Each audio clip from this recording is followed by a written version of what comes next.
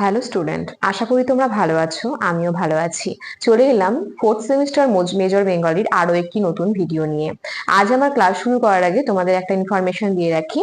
তা হলো, আমার কিন্তু অনলাইন ক্লাস শুরু হয়ে গেছে। তোমরা যারা আমার সঙ্গে যুক্ত হয়ে গেছো আমার বাংলা গ্রুপে, তাদেরকে কিন্তু বলবো যে মেজর বেঙ্গলি গ্রুপে এখনো পর্যন্ত যারা যুক্ত হয়ে গেছে তাদের কিন্তু অনলাইন ক্লাস আমি সামনের সপ্তাহ থেকেই, যেগুলো সাপ্তাহিক ক্লাস হয় সেগুলো শুরু করে দিচ্ছি।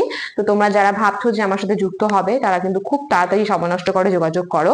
সময় নষ্ট না করে প্রথম থেকে যদি তোমরা ক্লাসগুলো করো তাহলে তোমরাই উপকৃত হবে। এবং নির্দিষ্ট লিঙ্কে তোমাদের ভিডিওগুলো, বিভিন্ন নোটস গুলো তোমাদের প্রদান করা হবে, সেগুলো তোমরা পাবে। তাই আমাদের জ্ঞানজ্যোতি কোচিং সেন্টারে দেওয়া যোগাযোগ নাম্বারে তোমাদেরকে কিন্তু যোগাযোগ করতে হবে। তো আমাদের নাম্বার 6295916282 এবং আরেকটি নাম্বার 7076398606। এই দুটো নাম্বারে ফোন করে তোমরা তোমাদের কোর্স ফিস, ডিউরেশন যা কিছু রয়েছে জিজ্ঞাসা করে নিতে পারো। তাহলে চলো কথা না বাড়িয়ে আজকের ক্লাস শুরু করা যাক। আমি তোমাদের শুরু করেছিলাম প্রথম হচ্ছে বাংলা নাটক ও রঙ্গমঞ্চের ইতিহাস থেকে বিভিন্ন যে থিয়েটার গুলো আছে সেই থিয়েটার গুলো পরপর আলোচনা করছি। তো আজকে আমার আলোচনার বিষয় হচ্ছেন তোমাদের ন্যাশনাল থিয়েটার। এর আগের দিন শৌখিন যে নাট্যশালা রয়েছে সেটা নিয়ে আলোচনা করেছি। এর আগের যে নাটক বা এর আগে যে থিয়েটার গুলো রয়েছে সেগুলো যে ভিডিওগুলোতে দিয়েছি, প্রত্যেকটা পরপর দিয়েছি। যারা দেখোনি তারা অবশ্যই ভিডিওগুলো দেখবে এবং যদি উপকৃত হও তাহলে আমার পাশে থেকো। দেখো, আজকে আমি তোমাদের সামনে আলোচনা করব ন্যাশনাল থিয়েটার। তো আমরা বাঙালির যে প্রথম সাধারণ যে থিয়েটার, বাঙালিদের একেবারে সাধারণ সাদামাটা যে থিয়েটার, সেটা হচ্ছে আমরা বলে থাকি যে ন্যাশনাল থিয়েটার। ঠিক আছে, এটা বাঙালির প্রথম সাধারণ রঙ্গালয় আমরা এটাকে বলবো। দ্বিতীয়ত, টিকিট বিক্রির পয়সায় নিয়মিত অভিনয় করার লক্ষ্যে, টিকিট বিক্রির পয়সায় কিন্তু নিয়মিত ভাবে এই যে একটা অভিনয় হতো এই নাট্যশালায়, ন্যাশনাল থিয়েটারে। তো এইভাবেই কিন্তু আমরা দেখতে পারি যে এই নাট্যশালা প্রতিষ্ঠিত হয়েছে।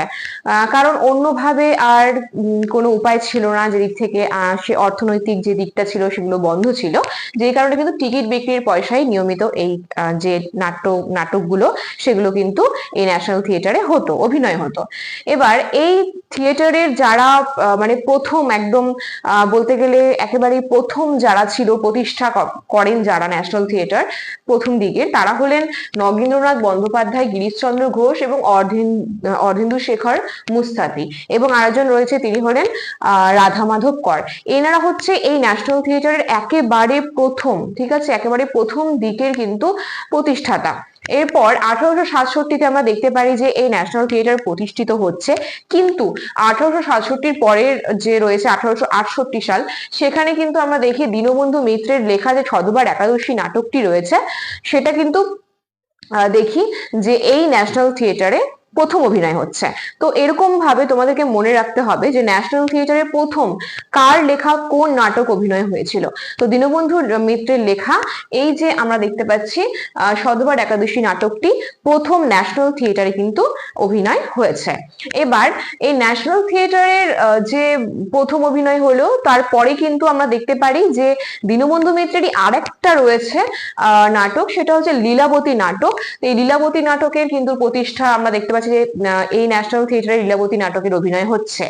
এরপর ন্যাশনাল থিয়েটারে আমরা দেখতে পারি যে লীলাবতী নাটকের মহড়া, এই নাটকের অভিনয়ের পরই, এই নাটকের ঠিক পরপরই দেখা যায় যে শ্যামবাজার নাট্য সমাজের অভিনেতাদের মনে একটা স্থায়ী নাট্যশালা গড়ে তোলার একটা আশা তৈরি হলো, বাসনা তৈরি হলো। তার ফলশ্রুতি কিন্তু আমাদের এই ন্যাশনাল থিয়েটার। এটা ভালো মতো মনে রাখবে যে দীনবন্ধু মিত্রের লেখা সধবার একাদশী নাটকের পর যে লীলাবতী নাটকটি অভিনীত হয়েছিল আমাদের ন্যাশনাল থিয়েটারে, সেটা দেখার পর শ্যামবাজার নাট্য সমাজের অভিনেতাদের মনে একটা স্থায়ী নাট্যশালা গড়ে তোলার বাসনা দেখা গেল। সেখান থেকেই ন্যাশনাল থিয়েটার প্রতিষ্ঠার বীজ কিন্তু উক্ত হয়েছে। এরপর আমরা দেখতে পারি যে এই থিয়েটারে পয়সা দিয়ে টিকিট কেটে সর্বসাধারণ, ভালো মতো মনে রাখবে যে পয়সা দিয়ে টিকিট কেটে সর্বসাধারণ প্রথম অভিনয় দেখার সুযোগ লাভ করে। ঠিক আছে, এই থিয়েটারে এই পন্থাটা কিন্তু প্রথম অবলম্বন করা হয়। তারপর এই থিয়েটারে প্রথম সাধারণ মান তথা পেশাদারি থিয়েটারের প্রবর্তন হয়। এবং অভিনয় যে পেশা হতে পারে, একটা অভিনয় যে পেশা হতে পারে, সেটা কিন্তু এই ন্যাশনাল থিয়েটারের প্রথম সেই মানে দিকটা আমাদের সামনে তুলে ধরলো। ঠিক আছে, শেষে যেটা বলবো যে এই থিয়েটারের সাফল্যে উদ্বুদ্ধ হয়ে ধনী ব্যবসায়ী থিয়েটার ব্যবসায় মেতে উঠেছিল। ন্যাশনাল থিয়েটারের যে একটা সফলতা, ন্যাশনাল থিয়েটারের যে একটা জার্নি, একটা অগ্রগতি, সেটাতে যে সাফল্যতা তারা লাভ করেছিল, সেই সাফল্যের ফলে ধনী ব্যবসায়ীরা থিয়েটার ব্যবসা নিয়ে কিন্তু একেবারে রমরমা বাজার তৈরি করে দিয়েছিল। তো এই ন্যাশনাল থিয়েটারে আমরা দেখতে পাই যে বাঙালিদের প্রথম একদম সাধারণ একটা রঙ্গালয় হিসেবে এই ন্যাশনাল থিয়েটারকে আমরা দেখতে পাচ্ছি। তাহলে দেখো, তোমাদের বাংলা নাটক ও নাট্যশালা রঙ্গমঞ্চের ইতিহাস থেকে কলকাতা যে রঙ্গালয় ছিল, বিদেশি রঙ্গালয়, তারপর বিভিন্ন ধরনের থিয়েটার, এরপরেই কিন্তু আমি আজ আলোচনা করলাম ন্যাশনাল থিয়েটার সম্পর্কে। তো আজকের ক্লাস এত পর্যন্তই, এবং আগের যে ভিডিওগুলো রয়েছে সেগুলো এখনো যারা দেখোনি তাদেরকে রিকোয়েস্ট করব যে আগের ভিডিওগুলো দেখবে, এবং দেখে যদি উপকৃত হও, চ্যানেলটি আমাদের অফিসিয়াল চ্যানেল রয়েছে কোচিং এর, সেই চ্যানেলটি সাবস্ক্রাইব করে রাখো, তবে তোমাদের প্রত্যেকটা 4th সেমিস্টার মেজর বেঙ্গলি ক্লাসের নোটিফিকেশন তোমরা কিন্তু পেয়ে যাবে খুব তাড়াতাড়ি এবং সবার আগে। তো আমার ক্লাস যদি তোমাদের ভালো লেগে থাকে, যারা নিয়মিত রয়েছে ছাত্রছাত্রী 4th সেমিস্টারে, যারা আমার ভিডিও দেখছো নিয়মিত প্রতিদিন, তাদেরকে রিকোয়েস্ট করব যদি আমার ক্লাস তোমাদের ভালো লেগে থাকে অবশ্যই একটা লাইক কমেন্ট শেয়ার করে আমাদের পাশে থেকো, এবং আমাদের চ্যানেলটি সাবস্ক্রাইব করতে কিন্তু ভুলো না। তাহলে আজকের ক্লাস এত পর্যন্তই, দেখা হচ্ছে নেক্সট ভিডিওতে আরো একটি নতুন ক্লাস নিয়ে। ততদিন পর্যন্ত সুস্থ থাকো, ভালো থাকো, আমাদের চ্যানেলকে ভালোবেসে আমাদের সাথে থাকো। ধন্যবাদ।